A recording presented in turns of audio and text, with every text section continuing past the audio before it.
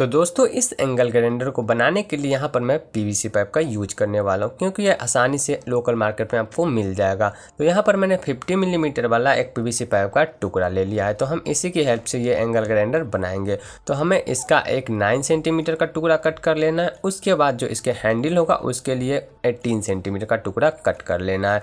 तो पहले मैं मोटर की बात करूँ तो यहाँ पर मेरे पास दो तरह के मोटर है। एक नॉर्मल जो 12 वोल्ट पंखा चलाने के लिए आप यूज करते हो, दूसरा मेरे पास है 775 मोटर, जिसकी हेल्प से आप किसी भी एंगल ग्राइंडर ड्रिल मशीन को बनाते हो। और ये 12 वोल्ट से लेकर 24 वोल्ट तक अच्छे से वर्क करता है। तो जो हमारा पीवीसी पाइप है उसके अंदर ये मोटर है, जो हमारा 12 वोल्ट वाला 775 मोटर, ये बिल्कुल अच्छे से फिट आ रहा है। तो इसीलिए मैं इस पीवीसी पाइप का यूज कर रहा हूँ।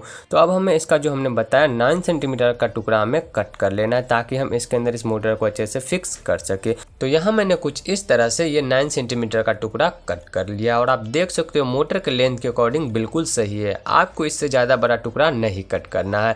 अब हमें फिर से इसका एक टुकड़ा कट करना है, जिसकी हेल्प से हम इसका हैंडल बनाएंगे। आप इससे अच्छा इससे पतले पाइप का भी यूज हैंडल बनाने के लिए भी कर सकते हो, वो और अच्छा होगा। तो दोस्त मेरे पास एक्स्ट्रा पाइप नहीं है, तो मैं इसी का हेल्प करके इसका हैंडल भी बनाने वाला हूँ। तो इसका हैंडल बनाने के लिए हमें एक 18 सेंटीमीटर का टुकड़ा कट कर लेना है। आप अपने हैंड ग्रिप के अकॉर्डिंग इसकी लंबाई बड़ा या छोटा कर सकते हो। तो यहाँ मैंने कुछ इस तरह से इसके मोटर फिट करने के लिए, फिर इसका हैंडल बनाने के लिए भी टुकड़ा कट कर लिया, और कुछ इस तरह से इन दोनों को हम कनेक्ट करेंगे। लेकिन अभी हमें इन दोनों को जोड़ना नहीं है।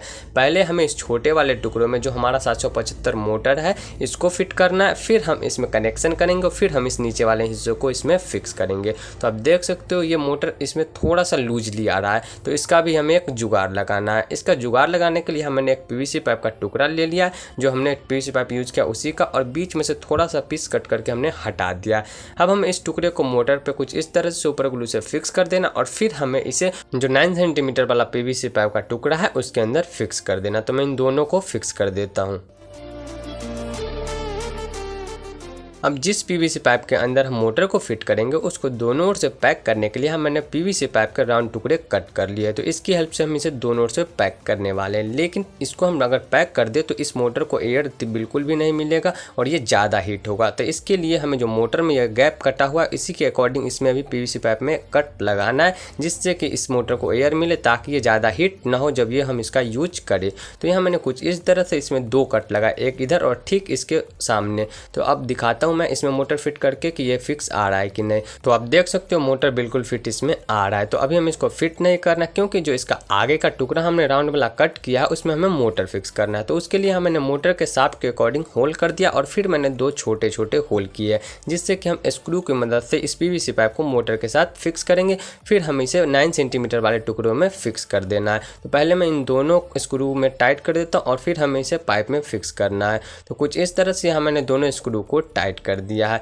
तो दोस्त अब हमें इस टुकड़े को जो हमने 9 सेंटीमीटर वाला टुकड़ा कट किया है उसके अंदर इस मोटर को फिट कर देना है। पता नहीं मैं क्या क्या बोले जा रहा हूँ, आप समझ लेना, क्योंकि वीडियो में मैं सब कुछ अच्छे से दिखा रहा हूँ। तो पहले हमें इस मोटर में वायर कनेक्ट कर लेना है, फिर यहाँ पे होल करके हमें इस वायर को निकाल लेना है, और फिर हमें इस मोटर को इसमें फिक्स कर देना। तो मैं सब कुछ करके आपको दिखाता हूँ।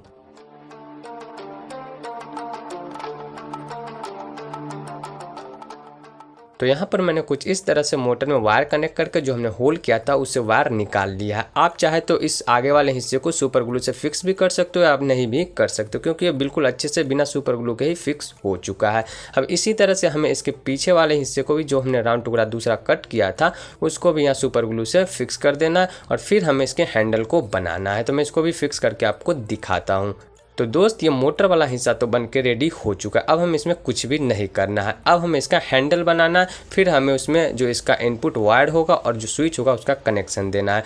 तो जो हमने पीवीसी पाइप का टुकड़ा कट किया वो ज़्यादा ही मोटा है, तो हमें हीट करके इसे थोड़ा सा फ्लैट कर लेना है, ताकि जो हमारा हैंड ग्रिप है वो बिल्कुल अच्छे से इसके साथ बन सके और इसको हम पकड़ सके सही से। तो मैंने यहाँ इसको हीट करके कुछ इस तरह से थोड़ा सा फ्लैट कर दिया है। अगर आप इसके जगह पर पतले पाइप का यूज करते हो तो आपको और अच्छा हैंड ग्रिप मिलेगा। और यहाँ मैंने एक ओर से इसको पैरेलल रखा और एक ओर से थोड़ा सा मैंने टेढ़ा काटा है, ताकि ये देखने में भी और इसका हैंडल भी सही से बने। तो कुछ इस तरह से हम इन दोनों को सुपर ग्लू से फिक्स करेंगे। तो जो हमारा वायर है उसको इसके अंदर से निकाल लेना, और फिर हमें इन दोनों को सुपर ग्लू से फिक्स करना है।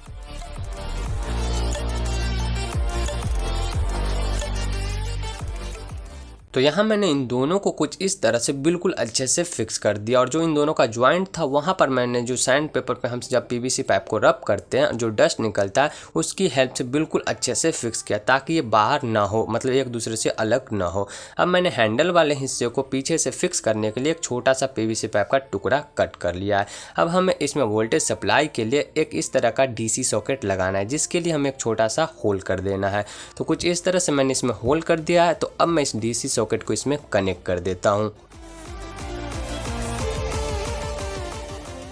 तो यहाँ मैंने कुछ इस तरह से इस सॉकेट को इसमें कनेक्ट कर दिया है, लेकिन अभी हमें इसमें वायर नहीं कनेक्ट करना क्योंकि पहले हमें इसमें स्विच लगाना फिर हमें इसके वायर को कनेक्ट करना है। तो यहाँ पर मैं अपने हैंड ग्रिप के अकॉर्डिंग इसमें स्विच लगा रहा हूँ। तो इसमें मैं यहाँ पे मार्क कर देता हूँ ताकि हम इसको कट कर सके और इसमें स्विच लगा सके। तो दोस्त यहाँ पर मैं इस तरह के SPST स्विच का यूज करने वाला हूँ, इसीलिए मैंने इस तरह का कट इसमें लगाने के लिए मार्क किया। आप अगर पुश स्विच लगाना चाहते हैं तो वो भी आप लगा सकते हो। तो यहाँ मैंने इसमें कट लगा दिया। अब हमें इस कट से जो हमारा वायर है वो निकाल लेना है। तो हमें सिर्फ जो हमारा रेड वाला वायर है वो निकालना है। अब हमने इसमें से जो रेड वाला वायर था वो निकाल लिया। इसमें हमें एक कट लगा देना और इस कट के दोनों लेग के साथ हमें स्विच का दोनों लेग कनेक्ट कर देना है। तो इस तरह से ये स्विच का भी कनेक्शन हो जाएगा।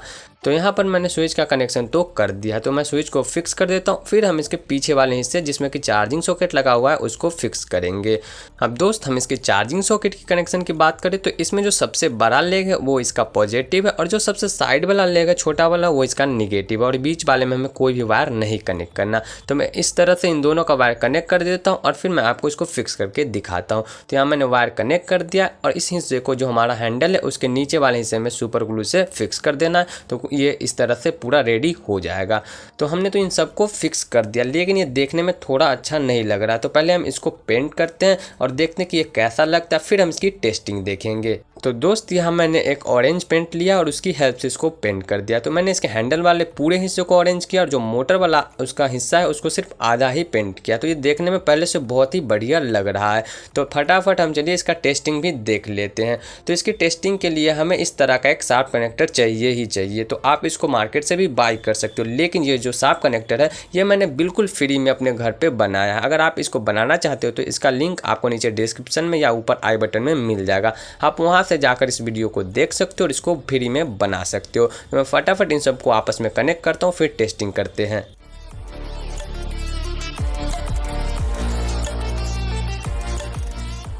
तो दोस्त यहाँ मैंने कुछ इस तरह से इस एंगल ग्राइंडर ब्लेड को इस जो हमारा एंगल ग्राइंडर हमने बनाया उसके साथ फिक्स कर दिया। अब हम इसमें 12 वोल्ट सप्लाई देते हैं। तो यहाँ मैंने चार्जिंग अडेप्टर का यूज किया है इसमें 12 वोल्ट सप्लाई के लिए। अब मैं इसे ऑन करता हूँ और फिर आपको दिखाता हूँ कि ये वर्क करता है कि नहीं। तो आप देख सकते हो बिल्कुल अच्छे से इसमें रन कर रहा है।